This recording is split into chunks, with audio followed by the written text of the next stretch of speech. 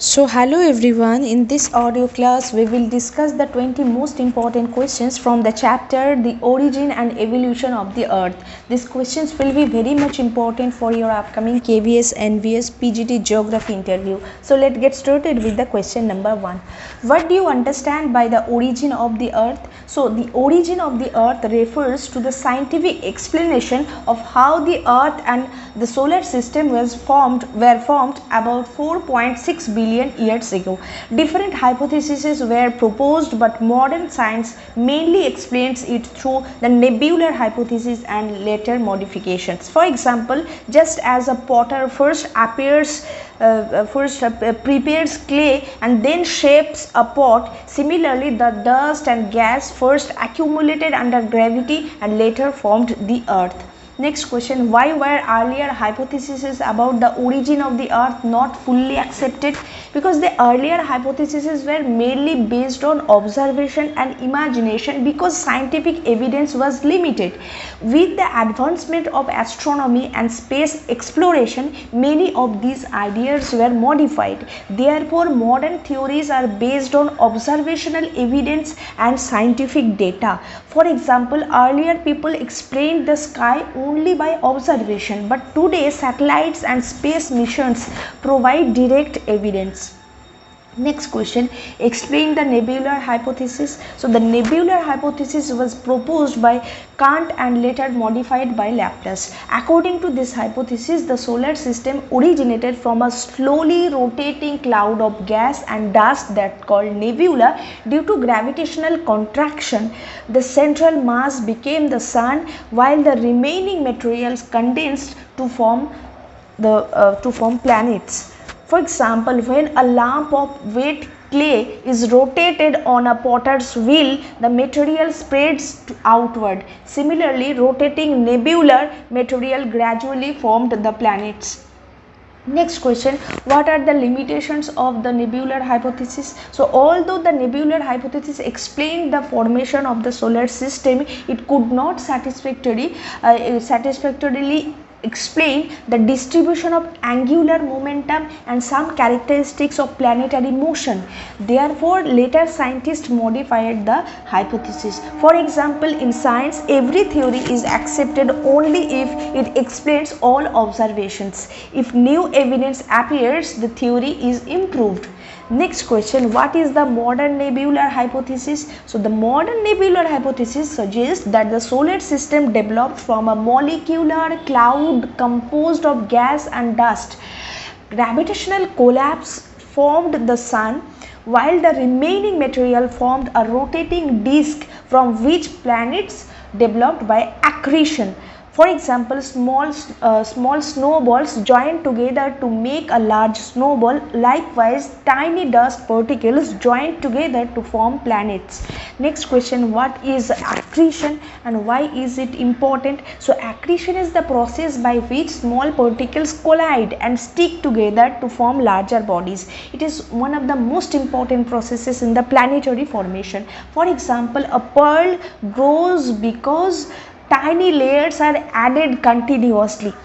Similarly, planets grew by the continuous addition of particles. Next question, how was the Earth differentiated into different layers? So during the early stage, the Earth was extremely hot due to melting. Heavier materials such as iron and nickel moved towards the center, while lighter materials moved upward.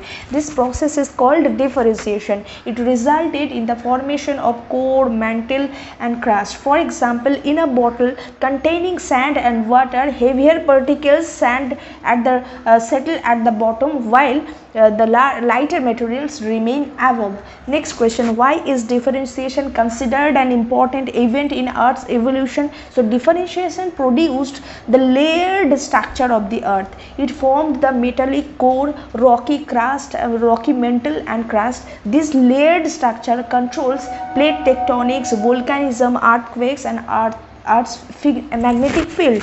For example, a boiled egg has different layers: shell, white and yolk. Similarly, the Earth has crust, mantle and core with different properties. Next question, how did the atmosphere originate? So The first atmosphere, consisting mainly of hydrogen and helium, was lost due to solar winds. The present atmosphere developed mainly through volcanic degassing, which released water vapor, carbon dioxide, nitrogen and other gases. Later, photosynthesis increased the oxygen content. For example, steam released from a pressure cooker comes from inside. Likewise, gases escaped from the Earth's interior through volcanic activity.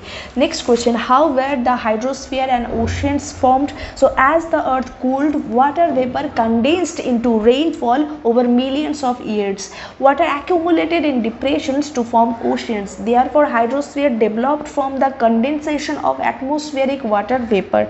For example, water vapor condenses of a lid. Water vapor condenses on the lid of a cooking vessel and forms droplets. In the same way, atmospheric water vapor condensed to form the oceans. Next question, what is the Big Bang theory and is it related to the origin of Earth? So the Big Bang theory explains the origin of the universe, not the origin of the Earth. It states that the universe began about 13.7 billion years ago from an extremely dense hot state and has been expanding ever since. The Earth formed much later, about 4.6 billion years ago, during the formation of solar system. For example, a building cannot exist before the city is built. Similarly, the universe formed first, then galaxies, stars and solar system, and finally the Earth. Next question, differentiate between the Big Bang and Nebular Hypothesis. So the Big Bang theory explains the origin of the universe, whereas Nebular Hypothesis explains the origin of solar system. The Big Bang occurred about 13.7 billion years ago, while the Earth formed about 4.6 billion years ago from the rotating nebula. For example, first a country is formed when a city, then a city develops within it. Likewise, the universe formed first and later the solar system. Next question, what is the Planetesimal Hypothesis? So the Planetesimal Hypothesis was proposed by Chamberlain and Moulton. According to this hypothesis, a passing star pulled material away from the sun. This material cooled into small bodies called planetesimal, which later combined to form the planets. For example, small bricks are joined together to build a house. Similarly, planetesimals combined to form planets. Next question, what is meant by solar wind and why is it important? So solar wind is a continuous stream of charged particles emitted by the sun. So it swept away the first atmosphere of hydrogen and helium from the Earth because Earth's gravity was not strong enough to retain these light gases. For example, a strong wind can blow away dry leaves. Likewise, solar winds removed the light gases from the early Earth. Next question, what is degassing? So degassing is the release of gases from the Earth's interior through volcanic activity. It produced the second atmosphere, which mainly contained water vapor, carbon dioxide, nitrogen and other gases. For example, steam escaping from boiling water shows how gases move from inside to the outside. In the same way, volcanic eruptions released gases from the Earth's interior. Next question, how did oxygen become abundant in the atmosphere? So oxygen was absent in the primitive atmosphere. It accumulated gradually due to photosynthesis by early organisms, especially blue-green algae. This changed the atmospheric composition and supported the evolution of complex life. For example, green plants release oxygen due to photosynthesis even today. This is the same natural process that enriched the Earth's atmosphere over time. Next question, how do scientists determine the age of the Earth? So the age of the Earth is determined mainly by radiometric or radioactive dating of rocks and meteorites. The accepted age is about 4.6 billion years. For example, just as the age of tree can be estimated from its ring, the age of rocks can be estimated using radioactive elements. Next question, explain the geological time scale and why is it important. So geological time scale is a chronological record of Earth's history. It divides Earth's history into eon, era, period and epoch based on major geological and biological events. It helps us understand the sequence of Earth's evolution. For example, a history book is divided into chapters to understand different events. Similarly, the geological time scale divides Earth's history into different time units. Next question, why is the Earth considered a unique planet? So Earth is unique because it has liquid water, a suitable atmosphere, moderate temperature and conditions favorable for life. These conditions developed gradually through Earth's evolution. For example, seeds grow only when water, air and suitable temperature are available. Likewise, the life exists on Earth because these essential conditions are present. Next question, and this is the last question for today.